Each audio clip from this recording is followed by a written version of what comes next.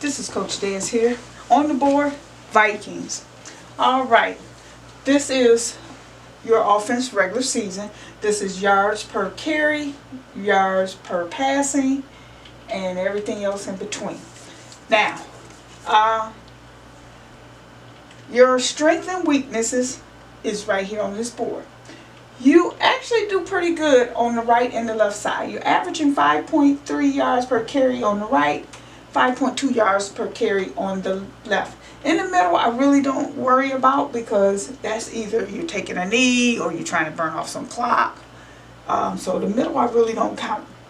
But passing right and passing middle, you're averaging 11.5 per carry.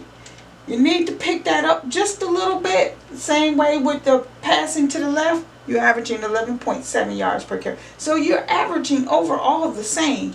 Like I said, the reason why I want you to pick it up in the middle is because you need guys that can go across that middle. That's where you're wide open. Your safeties are playing either in the corner, and you can pick up a lot more yards in the middle versus the corners. The left or the right side, I should say. And if you're in the regular season, you do average 70% completion in the middle versus 64-65 on the right and the left side.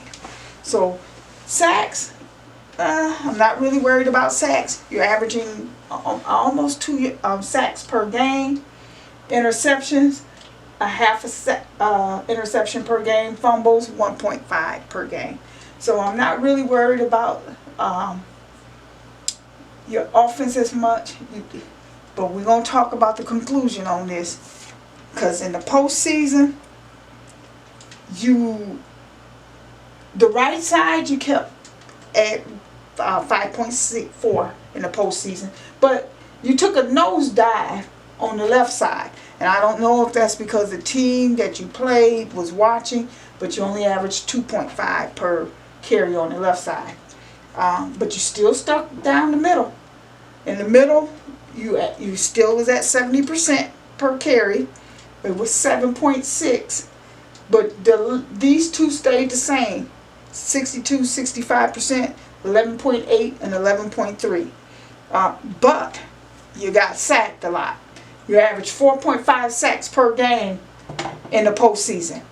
The interceptions were the same, 0.5. Fumbles were the same, 1.5. So you did get a little sloppy, and that's probably because you was trying to find somebody open down the field, and they weren't there to give you the time that you need, or your front line didn't give you the time that you need to complete the ball that you thought you had open, but you didn't have open. But we're going to talk about that. Let's talk about this defense. Okay, defense. This is what you give up on yards per rushing and yards per passing. So, in the regular season, your weakness was rushing left. You gave up 4.2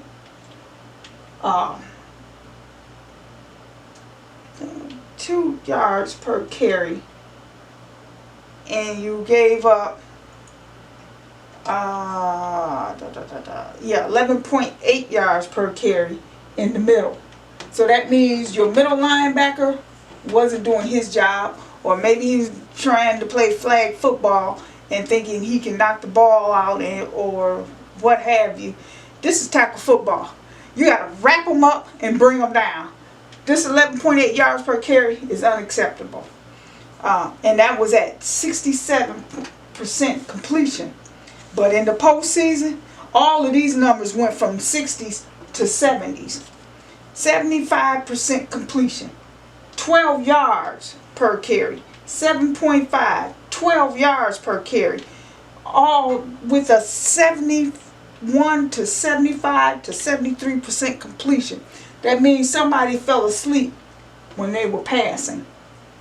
So, with that being said, you also had averaged 3 sacks per game on defense. Well, in the postseason, it was 2.5. 1 interception, same, 1 interception per game. 1.4 fumbles per game. In the postseason, 1 fumble per game. So, defense, you do need to clean it up in the middle. I don't know who your middle linebackers are, or if your safeties weren't doing what they needed to be done. This front line, this is pretty good. They did do their job. They held them back. They need to, so it would take you several tries, 3 tries to get the first down. But this is average per carry. So with this being said, is this. 1, you gave the Packers that last game. And you shouldn't have. Because you were thinking, oh, if we give them this game, then we could play in the dome. Look, this is football. Football, we play in cold weather. Take your ass out of the dome. Go outside. And it's cold where y'all play at. Go outside and get ready to face them. You face them every year at their home. There's no reason why you can't beat them there. Because you see them every year twice. You should be able to sweep them. You know them like the back of your hand. You should know their field. You should know where every divot is. You should know wherever you want to do with that ball, you should be able to do it. Don't give them a game so you could play in the dome and hope that the other team come and beat them at home so you could play in the next dome. No, you play it outside. All your games will not be played in the dome.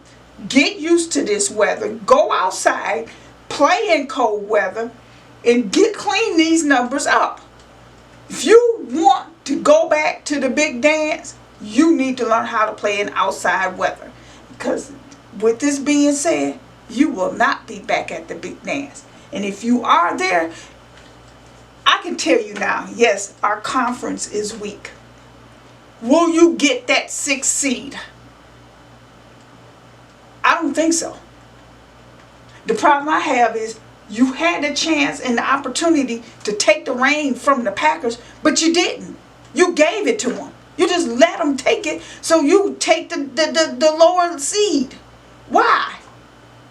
You need to clean this up. Focus on 1 game at a time. Stop looking ahead. 1 game. That's the game that's in front of you. Once you focus on that, then you concentrate on the next game and the next game. Not 2 games ahead. This is what killed you. When you gave that game to them, and then you thought you can just go waltz right over here and beat, it's not going to happen. It's not going to happen. You got to take care of 1 game at a time. And when you take care of 1 game at a time, you're going to find yourself at the big dance. But till then, right now, because you refuse to take the reign in that division, I don't see you going back. Yes, it is a weak conference. And you might get in, because my team ain't going to do the damn thing. So, but I'll get to that when I get to them.